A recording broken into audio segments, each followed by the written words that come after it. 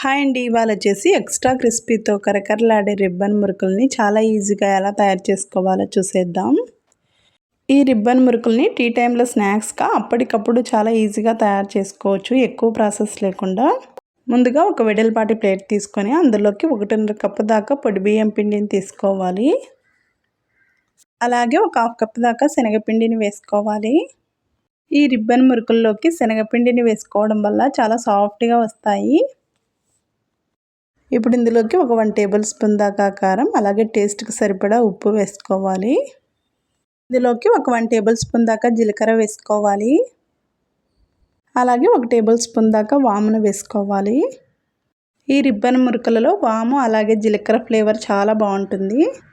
ఇలా అన్నిటినీ వేసేసుకున్న తర్వాత ఒకసారి బాగా మిక్స్ అయ్యేలాగా కలుపుకోవాలి. మీ దగ్గర ఉన్నట్లయితే నల్ల నువ్వులు కానీ తెల్ల నువ్వులు కానీ ఇందులోకి వేసుకోవచ్చు.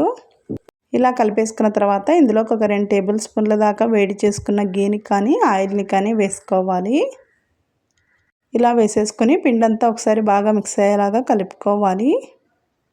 ఆయిల్ అంతా పిండికి బాగా పట్టేలాగా కలుపుకోవాలి. ఇప్పుడు ఇందులో కొంచెం కొంచెం వాటర్ని వేసుకుంటూ పిండిని కలుపుకోవాలి.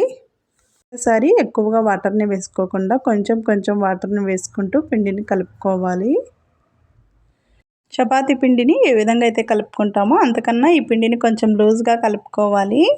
రండి, వీడియోలో చూపించిన విధంగా పిండిని ఈ విధంగా కలుపుకోవాలి.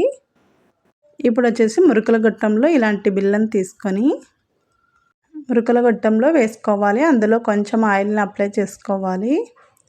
ఇప్పుడు మురుకుల గొట్టంలో ఎంత పిండి అయితే సరిపోతుందో అంత పిండిని తీసుకొని వేసుకోవాలి. అలాగే మిగిలిన పిండి అంతా ఆరిపోకుండా పక్కన ఉంచుకోండి.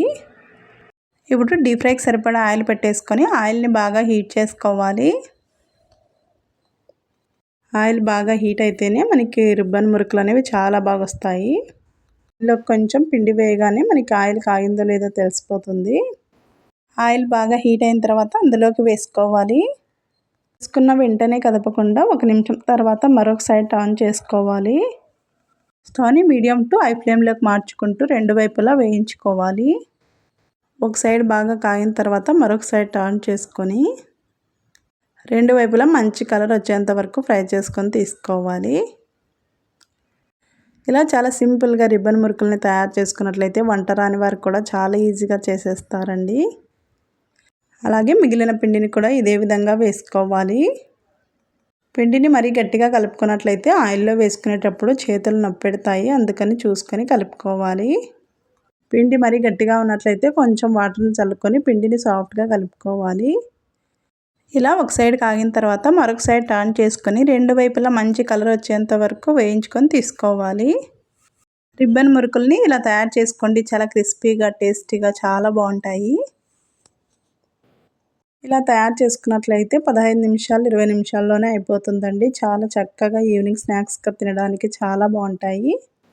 అలాగే పిల్లల స్నాక్స్ డబ్బాలో వేసి ఇవ్వడానికి కూడా చాలా బాగుంటాయి. చూడండి, ఈ రిబ్బన్ మురుకులు ఎంత కలర్ఫుల్గా వచ్చాయో. ఇలా తయారు చేసుకొని ఒక డబ్బాలో స్టోర్ చేసుకున్నట్లయితే 10 to 15 డేస్ దాకా నిల్వ ఉంటాయండి. ఒకసారి తప్పకుండా ట్రై చేయండి.